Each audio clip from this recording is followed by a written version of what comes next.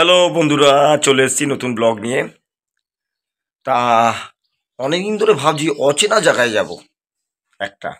তা আজকে একটা অচেনা জায়গায় যাব, যেটা হাতের নাগালের মধ্যে, আমাদের এই কলকাতাতেই।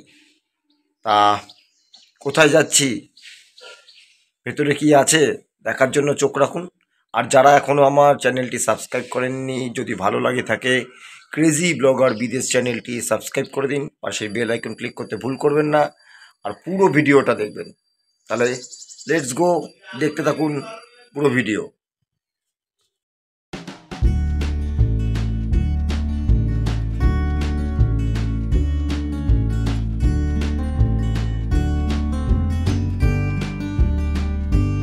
তা আপনাদের সকলের ভালোবাসা এবং আশীর্বাদে মা বাবা দুজনেই এখন ভালো আছে। আসল ব্যাপার এই ওয়েদারটা এরকমই চলছে, ঠান্ডা গরম, সকলে সাবধানে থাকবেন, এইটুকুনি বলবো। কারণ ওয়েদার চেঞ্জ হচ্ছে তো, দোল যাওয়া অবধি এরকম থাকবেই। তা ট্রেন ঢুকছে, ট্রেনে এখন উঠবো, উঠে আগে হাওড়া তো নামি।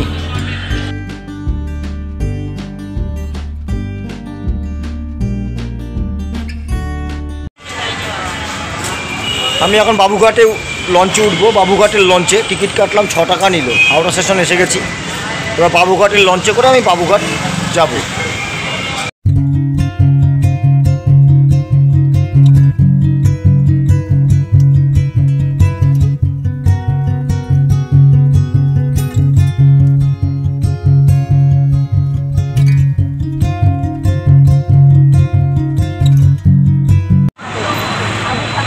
তা বাবুঘাট আমি নেমে গেছি। বাবুঘাট নেমে আমি এখন ইডেন উদ্যানের পাশ দিয়ে যাবো হচ্ছে গিয়ে আপনার ইডেন পার্কে।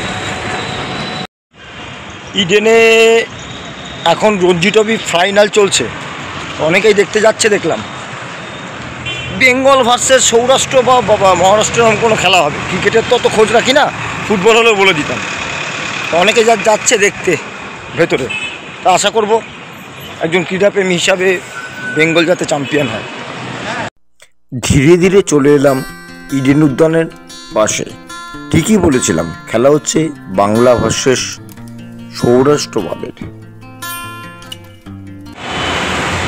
হ্যাঁ, ঠিকই বলেছিলাম, বাংলা বনাম সৌরাষ্ট্রের খেলা হচ্ছে। তা স্কোর জানলাম, বাংলার অবস্থা খুবই খারাপ। দেখা যাক এবার কী হয়। তা চলুন, আমি এখন যেই পার্কে যাব বলে মনস্থির করেছি সেইখানে আগে যাওয়া যাক।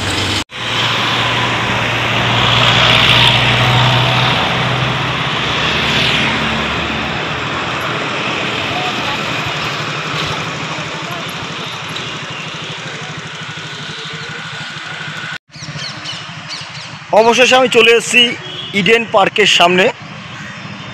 তা আমি এখন ভেতরে ঢুকবো, তার আগে টিকিটটা কেটে নিই। এই সেই টিকিটের মানে ফেয়ার হচ্ছে আপনার 20 টাকা। পার্কে ঢুকতে 20 টাকা, আর বাইক নিয়ে এলে তার আলাদা চার্জ। ধীরে ধীরে চলে এলাম ইডেন গার্ডেনের পাশে ইডেন উদ্যান পার্কে। এই পার্ক খোলা থাকে প্রতিদিন সকাল 12টা থেকে 5টা অবধি। এটি তৈরি হয় 1864 সালে।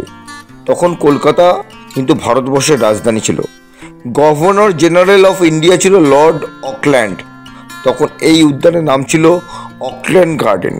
পরে এর নামকরণ হয় ইডেন গার্ডেন। কথিত আছে অকল্যান্ড সাহেবের বোনের নাম ছিল এমিলি ইডেন। বলা হয় তার নামেই এই উদ্যানের নামকরণ হয় ইডেন উদ্যান।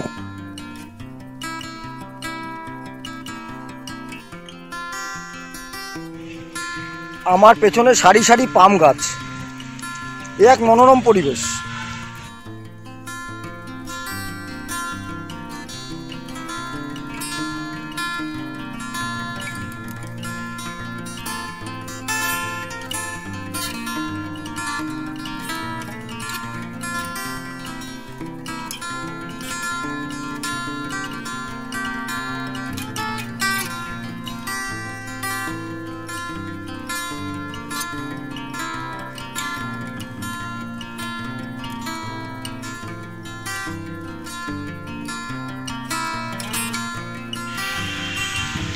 উদ্যানটি ছোট হলেও বেশ মনোরম।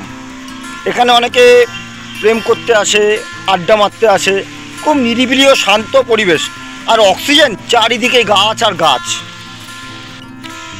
ধীরে ধীরে হাঁটতে হাঁটতে চলে এলাম আমি ক্যাকটাস হাউসের কাছে। এখানে একটি কাচের ঘেরা বাড়ি আছে ছোট্ট, ভেতরে বিভিন্ন রকম ক্যাকটাস আছে। তা চলুন আমি ভেতরে ঢুকি।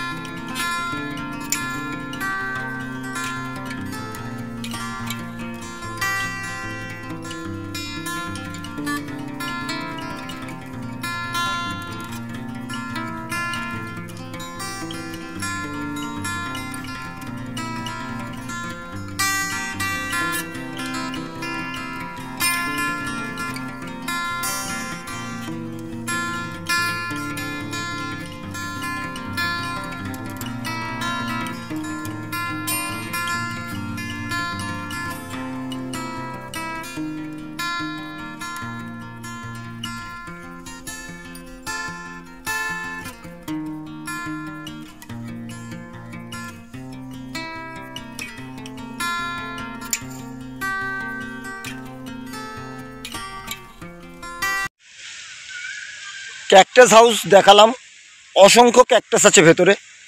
এবার এর ভেতরে একটি বুদ্ধ মনিস্ট্রি টাইপের একটি টেম্পেল আছে। তা চলুন সেই টেম্পেলের দিকে যাওয়া যাক। ধীরে ধীরে এগিয়ে চললাম আমি ওই মনিস্ট্রির দিকে। দারুণ দারুণ, দেখতে থাকুন পুরোটা।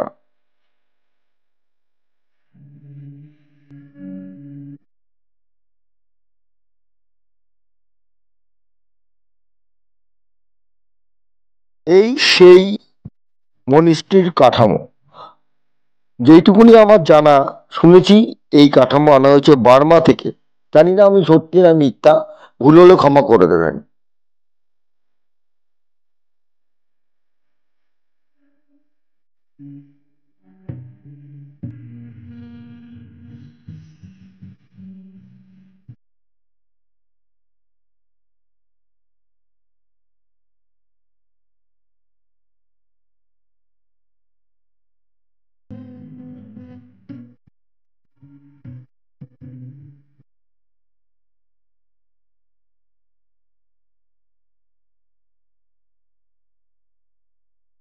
মন্দিরের প্রাঙ্গণে ঢোকার মুহূর্তেই আপনাকে স্বাগত জানাবে আপনার মনে হবে সিংহ।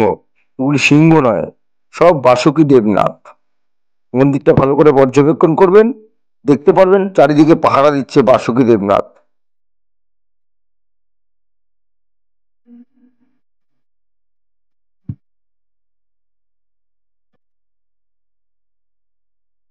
এই দেখুন, লম্বা লম্বা সর্পের মতো, এগুলি সবই বাসুকী দেবনাথ, যা গোটা এই প্যাগোডাটাকে পাহারা দিচ্ছে। গোটা প্যাগোডাটিকে পাহারা দিচ্ছে এই সকল বাসুকী দেবনাথরা। এ এক অপূর্ব দৃশ্য।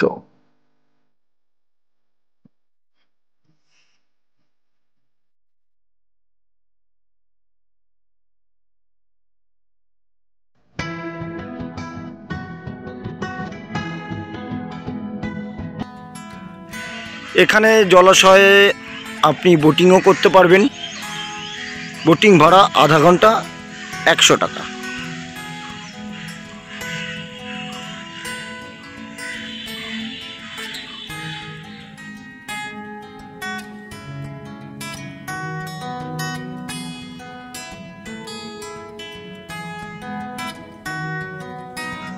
ভেতরে আপনার খাবার দোকানও আছে, আপনি বাইরে থেকে এসে চেয়ারে বসে খাবার খেতে পারবেন, কিন্তু জায়গা নোংরা করবেন না, কারণ ভেতরে খাবার ফুড প্লাজা আছে। দেখলাম এখন আমি, চারিদিকে শুধু গাছ আর গাছ, গাছ আর গাছ।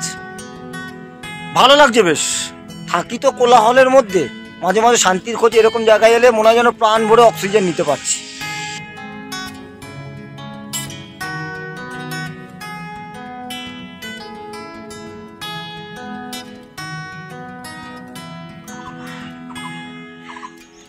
শান্তি লাগছে, শান্তি। এখানে এরকম একটা দিঘির ধারে বসে আছি,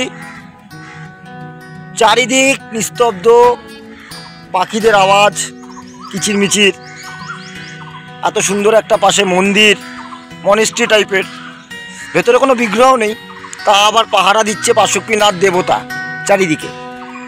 আর এই দিঘিতে পদ্মফুল ভর্তি,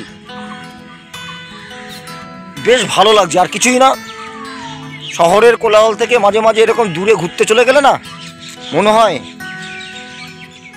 হাজার অশান্তি, হাজার চিন্তা ভাবনা, টেনশন মাথায় থাকলেও নিজেকে রিলিফ ফিল হয়। আপনারাও ঘুরতে চলে যান, যদি কেউ না থাকে ভাববেন আপনাদের সাথে আপনার একাকিত্ব বোধ আছে এবং ঈশ্বর আছেন, ঘোরার জন্য কাউকে লাগে না।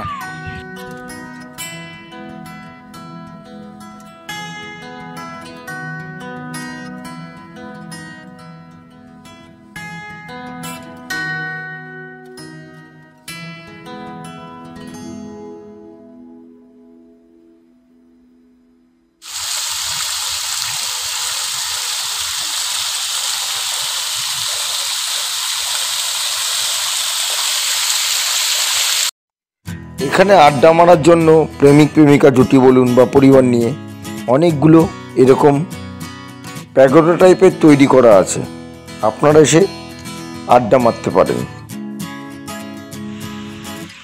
ঘুরতে ঘুরতে হঠাৎ চোখে পড়ে গেল অর্কিড হাউস। সম্ভবত ভেতরে তালা দেওয়া, ভেতরে ঢোকা যাবে না, আমি তাও দেখবো ভেতরে ঢোকা যায় কিনা। এখানে বিভিন্ন ধরনের অর্কিড আছে, বিভিন্ন ধরনের। ঘুরতে ঘুরতে হঠাৎ এরকম একটি স্ট্যাচু পেয়ে গেলাম, বুঝতে পারলাম না এর মানে কি। স্ট্যাচুর অর্ধেকটা নেই, অর্ধেক অংশ, বেশ অদ্ভুতভাবে সাজানো। অনেক কিছু দেখালাম, cactus house, orchid house, boating হয় যেখানে, মনেস্ট্রি। আজকে বাড়ি ফেরার পালা, নেক্সট ব্লগ খুব শিগগিরই চলে আসবে, খুব শিগগিরই। তা আমি এরকম একটা ঘুরতেই ভালোবাসি, কি করব, যদি তোর ডাক শুনে কেউ না আসে তবে একলা চলো রে। আমি একলা চলতে ভালোবাসি। আজকের মতন tata, good bye. Next blog খুব শিগগিরই চলে আসবে, খালি আপনারা আমার সাথে একটু থাকবেন, আমাকে সাপোর্ট দেবেন, আমার চ্যানেলটা যেন আরও ভালো হয়। আপনাদের শুভেচ্ছা, ভালোবাসা, আশীর্বাদ ছাড়া সেটা সম্ভব নয়। টাটা।